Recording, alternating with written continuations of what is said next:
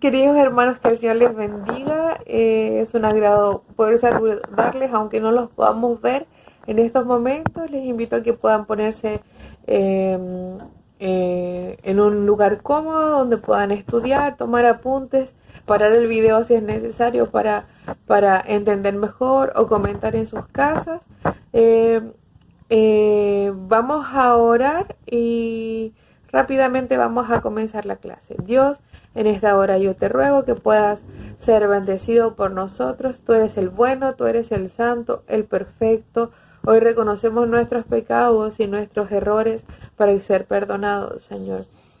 Perdona, Señor, si hemos hecho algo mal. Y hoy, Señor, haznos tierra fértil para que tú puedas morar en nosotros. Amén.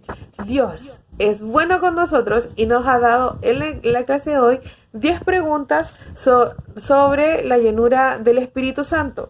Y el texto base es Hechos, capítulo 2, versículo 4, que dice: y fueron todos llenos del Espíritu Santo y comenzaron a hablar en otras lenguas, según el Espíritu les daba que hablasen. Ese es el texto base y vamos a tomar 10 preguntas, una por una con respuesta. Así que siéntese, póngase cómodo y ojalá pueda tomar apuntes para poder retener mucho mejor. Vamos con la pregunta número 1. ¿Recibí el Espíritu Santo cuando nací de nuevo? Sí. Cuando usted recibió a Jesús en su corazón, el Espíritu Santo posó en usted. Pero es como cuando nosotros podemos mojar una copa por dentro con agua. Y es necesario que subamos en medida. ¿Por qué sabemos que tenemos el Espíritu Santo? En Romanos 8:15 dice que pues no habéis recibido el espíritu de esclavitud para estar otra vez en temor, sino que habéis recibido el espíritu de adopción, por el cual clamamos Abba Padre. Entonces el Espíritu Santo nos adopta. Después más abajo en el mismo versículo, el mismo capítulo 8 de Romanos dice: y si hijos, también herederos, herederos de Dios y coherederos con Cristo, si es que padecemos juntamente con Él, para que juntamente con Él seamos glorificados. Nosotros tenemos la oportunidad de ser herederos del Señor. El Espíritu Santo nos adopta y le recibimos en el momento en que confesamos al Señor con todo nuestro corazón. No que sea una oración simple, sino que cuando lo recibimos de verdad, Él entra a nosotros. En Juan 3:34 dice: porque el que Dios envió, las palabras de Dios habla, pues Dios no ha dado el Espíritu por medida. El Señor no quiere que nosotros tengamos solo un poquito de Él, sino que quiere que tengamos todo de Él. Así que si usted se pregunta, ¿tiene el Espíritu Santo? Hermano, si usted ha recibido a Cristo en su corazón, sí lo tiene. Lo que el Señor nos quiere entregar en la pregunta número 2, ¿necesitamos la llenura del Espíritu Santo? Necesitamos la llenura del Espíritu Santo, claro, pero ¿para qué? Para que el creyente que está buscando a Cristo, según lo que aparece en 2 de Pedro capítulo 3, versículos 17 y 18, que dice así: de vosotros, oh amados, sabiéndolos de antemano, guardaos, no sea que arrastrados por el error de los inicuos caigáis en vuestra firmeza. Antes bien, creced en la gracia y en el conocimiento de nuestro Señor y Salvador Jesucristo. A Él sea la gloria, ahora y hasta el día de la eternidad. Amén. Necesitamos estar en una búsqueda para no caer en tentación, para no tropezar. Además, nos ayuda también a poder tener virtud, conocimiento, dominio propio. Imaginen que Juan el Bautista fue lleno del Espíritu Santo en el comienzo de cuando estaba en la guatita de la mamá, recibió el Espíritu Santo, pero donde se manifestaron las cosas fue cuando se encontró Jesús. Ahí realmente él se dio cuenta de lo que era verdadero o no. Entonces necesitamos tener una búsqueda, necesitamos crecer en la palabra, necesitamos buscar del Señor para poder ser llenos del Espíritu Santo, llenos de esta gracia, llenos de este amor, para poder actuar de buena forma y no caer. Así que los invito a que podamos seguir en nuestra búsqueda y así poder llenarnos del Espíritu Santo. vamos ahora con la pregunta número 3. El Nuevo Testamento enseña que hay un solo bautismo. En Efesios 4:5 dice que hay un Señor, una fe y un bautismo. Para entender este versículo tenemos que contextualizar. Nosotros cuando vamos a interpretar la Biblia no podemos hacerlo a tontas y a locas, sino que tenemos que tratar de buscar el contexto, a quienes se les escribió, y se les estaba escribiendo a los efesios, estos personajes que tenían una división, un muro entre los gentiles y entre los judíos, y este muro hacía que los judíos pensaran que ellos tenían un bautismo especial que los gentiles, y no, era un solo bautismo. Por eso aplica esta palabra el apóstol Pablo. Eso lo encontramos en el libro de Efesios. Hay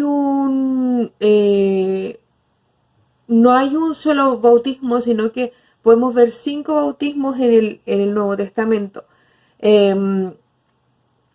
Y todos ellos son distintos. Vamos a revisar uno por uno. Aquí el supereditor de DM nos va a poner un cuadro que dice el primero, que es el bautismo del agua de Juan, que ese fue para arrepentimiento, fue para preparar a la gente para recibir a Jesús. Eso aparece en Lucas 3, 3 al 6. Este bautismo no necesitó más. Después que el Señor Jesús empezó a su ministerio, no lo necesitamos más. No necesitamos tener un bautismo del arrepentimiento, pero sí necesitamos el arrepentimiento. Segundo bautismo, el bautismo en agua en el nombre de Jesús. Llega después de que una persona ha recibido a Jesucristo, como Felipe lo demostró después de que una persona cree, puede ser bautizada. Lo vemos con el etíope, en Hechos 8:37, en el 16 del 31 al 33. Después tenemos un tercer bautismo, que es el bautismo del Espíritu Santo. Cada un nuevo creyente dentro del cuerpo de Cristo. En Corintios 12:13 nos dice que esto sucede en la conversión, al momento en que una persona recibe a Cristo y nace de nuevo. Después tenemos el cuarto, Jesús quiere bautizar a los creyentes en el Espíritu Santo. Eso aparece en Mateo 3:11 y en Hechos 1:5. Este es un bautismo de poder a los que son parte del cuerpo de Cristo. Por eso todos tienen el Espíritu Santo, pero no todos están llenos de él. Para muchos el bautismo del Espíritu Santo es un tercer bautismo, porque primero tienes que tener el bautismo del arrepentimiento, que está inválido en agua, pero ese lo debemos tener interno. El bautismo en agua que hablábamos hace un momento, y este sería el tercer bautismo, que sería el bautismo de la llenura del Espíritu Santo.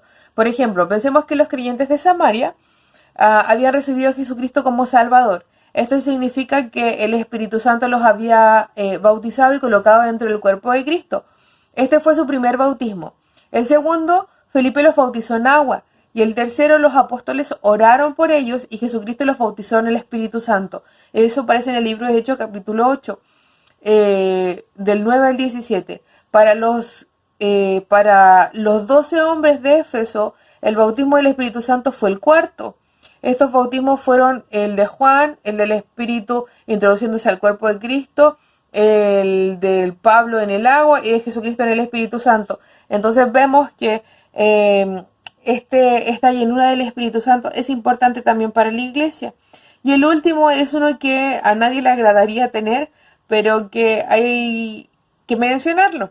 Hay algunos creyentes que van a ser o son bautizados en el bautismo del sufrimiento, según Marcos 10:38 y 39. Y me gustaría leer ese texto porque no es algo que nosotros comentemos a diario. En el libro de Marcos, entonces, Marcos 10:38, 39, dice: entonces Jesús les dijo: ¿no sabéis lo que pedís? ¿Podéis beber del vaso que yo bebo o ser bautizados con el bautismo con que yo soy bautizado?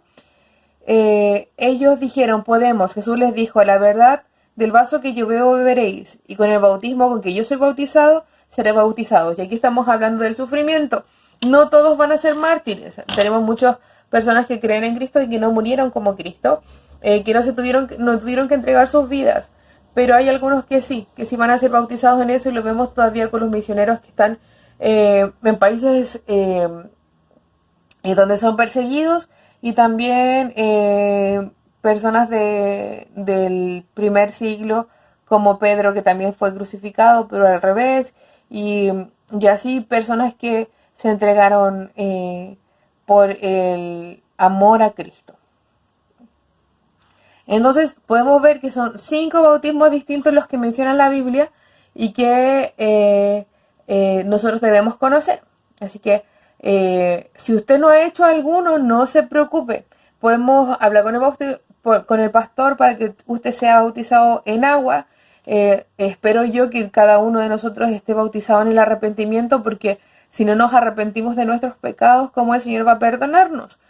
Y que podamos orar por esta llenura del Espíritu Santo si usted no se ha encontrado con ese bautismo, porque eso es necesario para el crecimiento personal, pero también de la iglesia. Vamos con la pregunta número 4. ¿Por qué Dios vincula hablar en lenguas con la llenura del Espíritu Santo? Hay varias razones posibles. Ya vamos a revisar algunas. Primero, el propósito de ser lleno del Espíritu Santo es para llegar a ser testigos de Jesucristo hasta los confines de la tierra, como dice Hechos 1:8.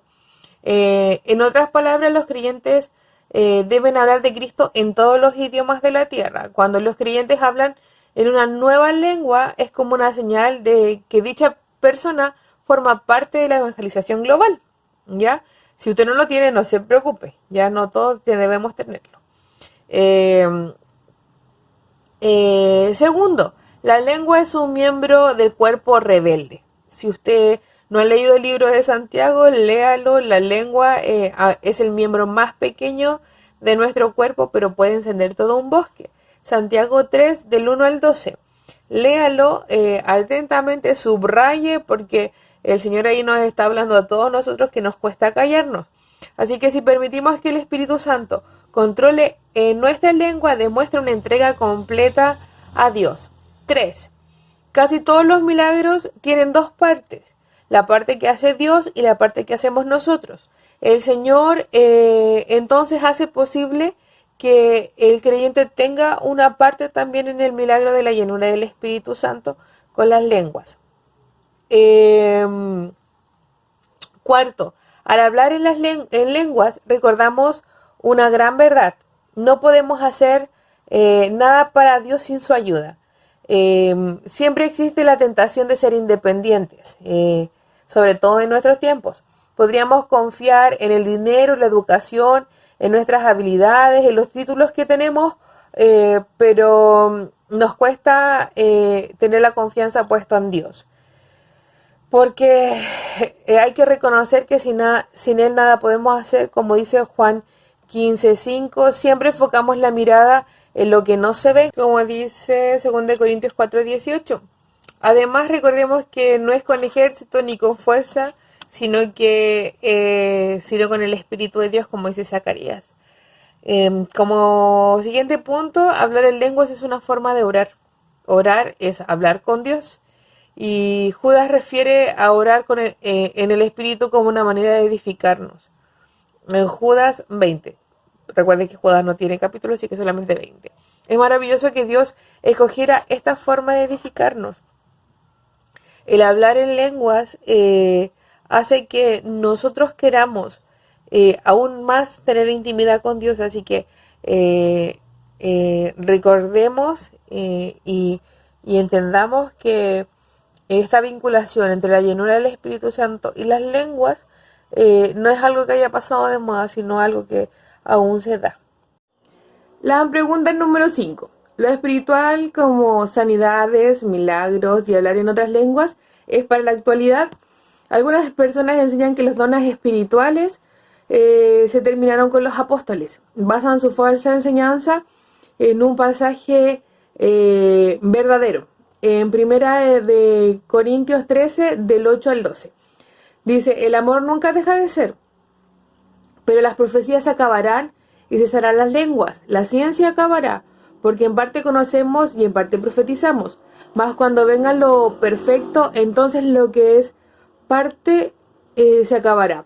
Cuando yo era niño, hablaba como niño, pensaba como niño, jugaba como niño. Mas cuando ya fui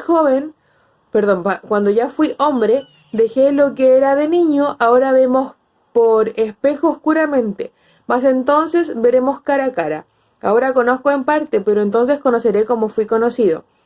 En 1 Corintios hace comparaciones entre ahora y después. Ahora vivimos en un tiempo imperfecto, pero después cuando Cristo regrese llegará a la perfección.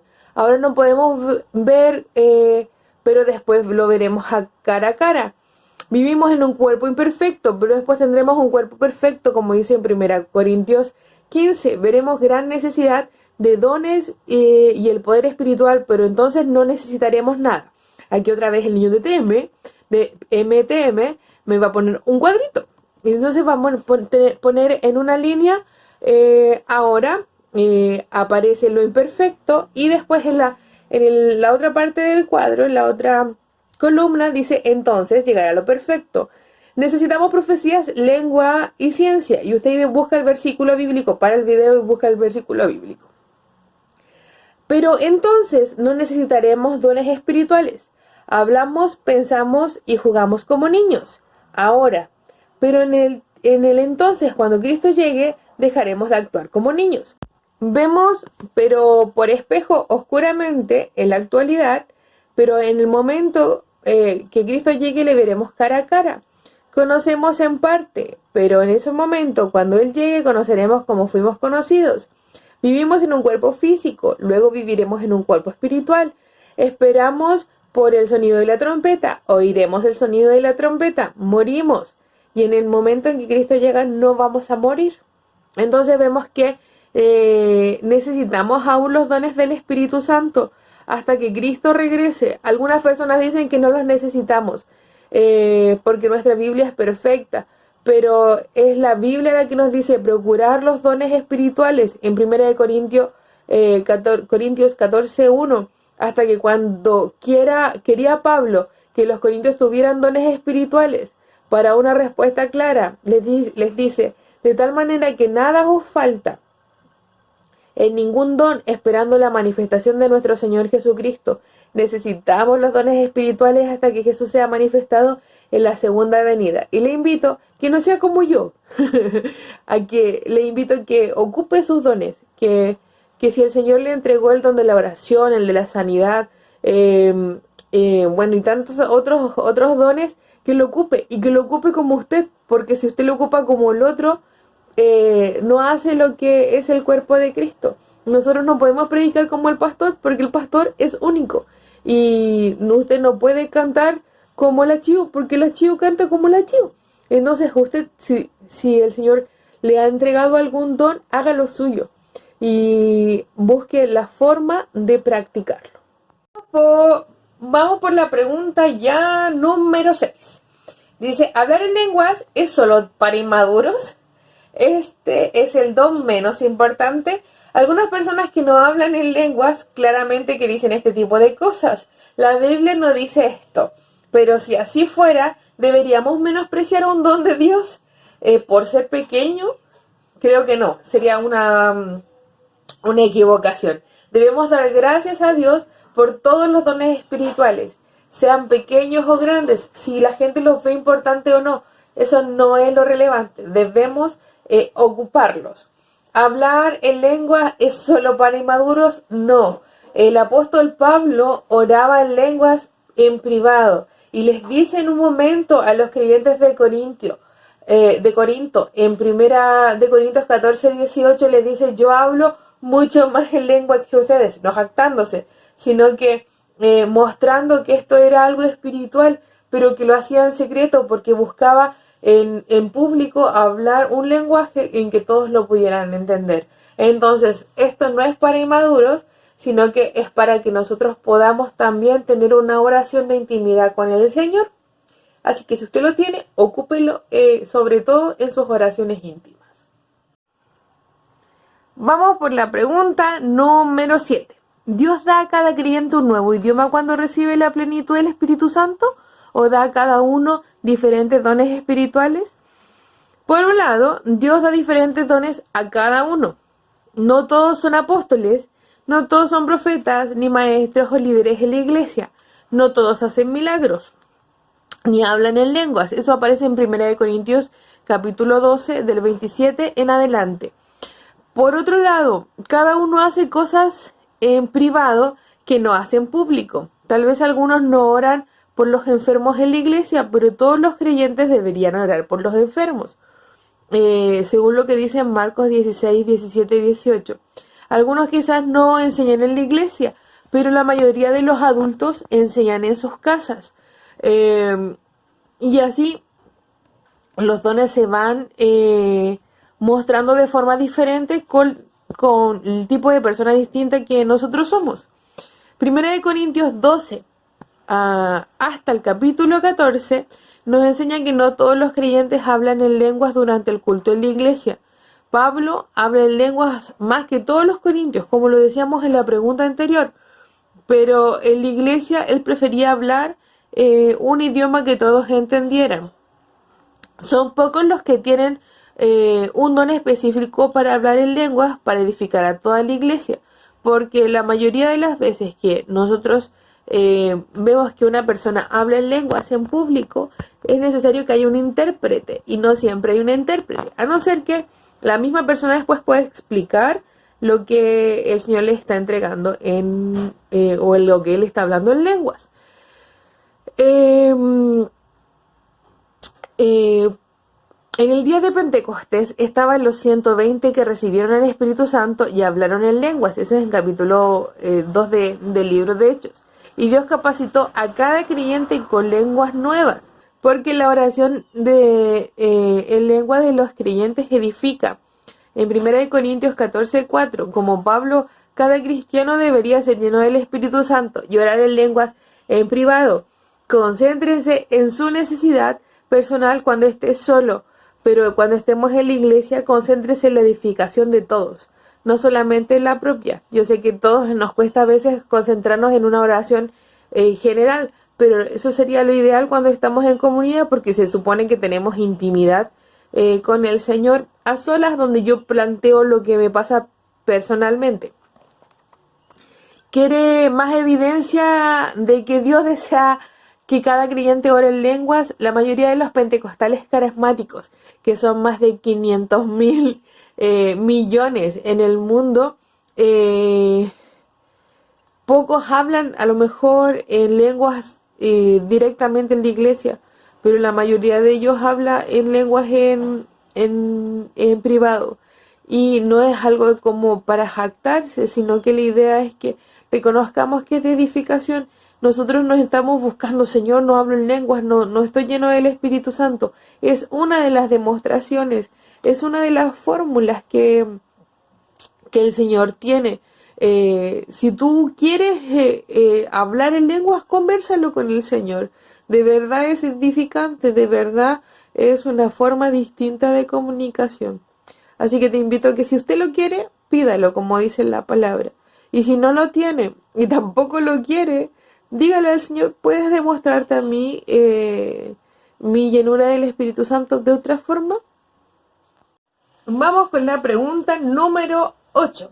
¿Debo evitar los dones espirituales porque podrían traer división o confusión?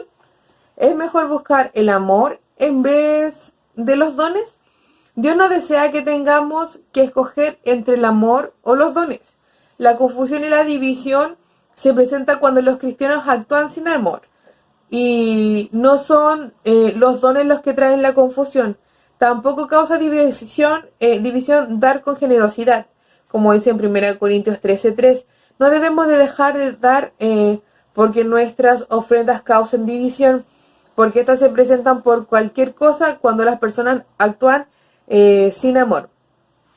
Entonces, ¿es verdad que un creyente no puede ofrendar ni tampoco hablar en lenguas si no tiene amor? 1 Corintios 13:1 lo dice. La pastora constantemente nos habla de este capítulo. Pero esto no fue el caso de Pablo, quien hablaba en lenguas más que ningún otro. El amor es la ruta por donde debemos caminar, es el sendero que el Señor nos dejó. Entonces, si yo voy a buscar los dones espirituales, voy a procurar hacer todo con amor. Si el Señor me va a hacer hablar en lenguas, yo voy a pensar antes de ocuparlas. si es que va a molestar a alguien. Y así sucesivamente con todos los dones espirituales. La idea es que podamos no separarlos, sino que el amor y los dones buscarlos conjuntamente. Y así no van a traer ni división ni confusión. Siempre que estén en búsqueda del Señor con amor, no va a traer ningún tipo de división lo que es el don espiritual.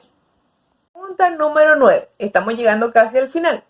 ¿Me avergonzará Dios haciéndome hablar en lenguas en público? El Espíritu Santo te capacita al creyente para hablar en lenguas, pero no te obliga a hacerlo.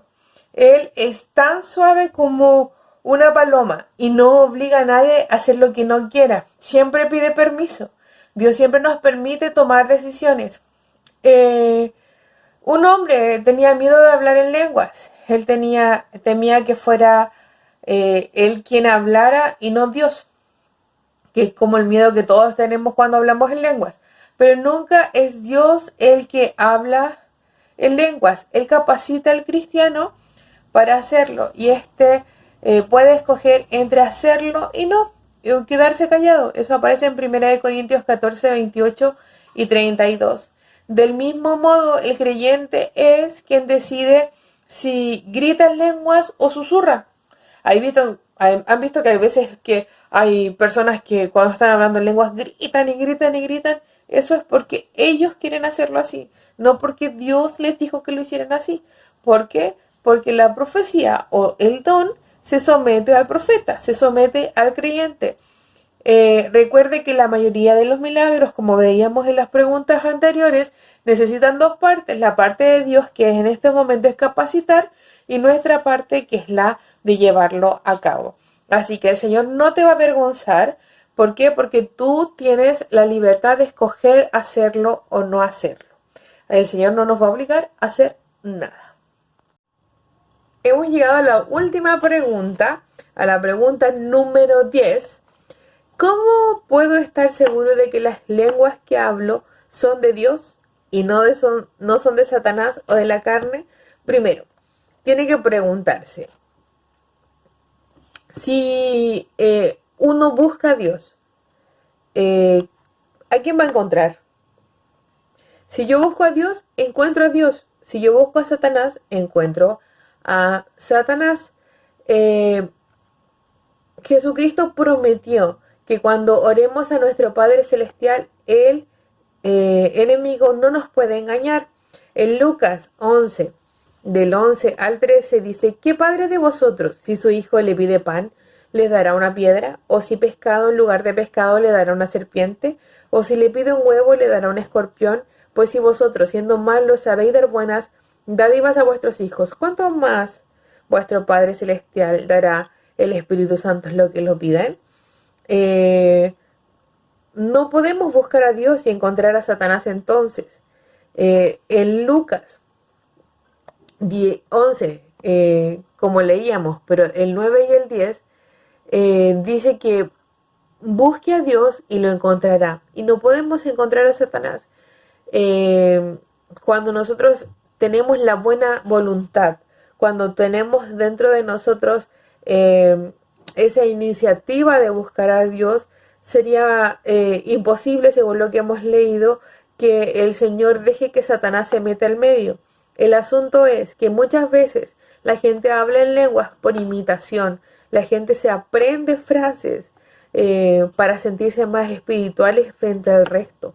Y nos hemos dado cuenta en todas las preguntas que lo que quiere el Señor es que nosotros podamos tener intimidad. Las lenguas en general son una herramienta que el Señor tiene para edificarte a ti y a mí. Entonces, cuando yo quiero presentarme ante el Señor, cuando quiero buscarle, cuando quiero tener intimidad con Él, el enemigo no puede meterse en medio. Ese es un lugar santo y el enemigo no puede meterse en un lugar santo. Ya, pero sí, nosotros queremos hacerlo por voluntad propia, porque queremos que nuestro ego crezca, porque queremos que la gente nos encuentre más santificados o que la gente piense que hacemos las cosas mejor.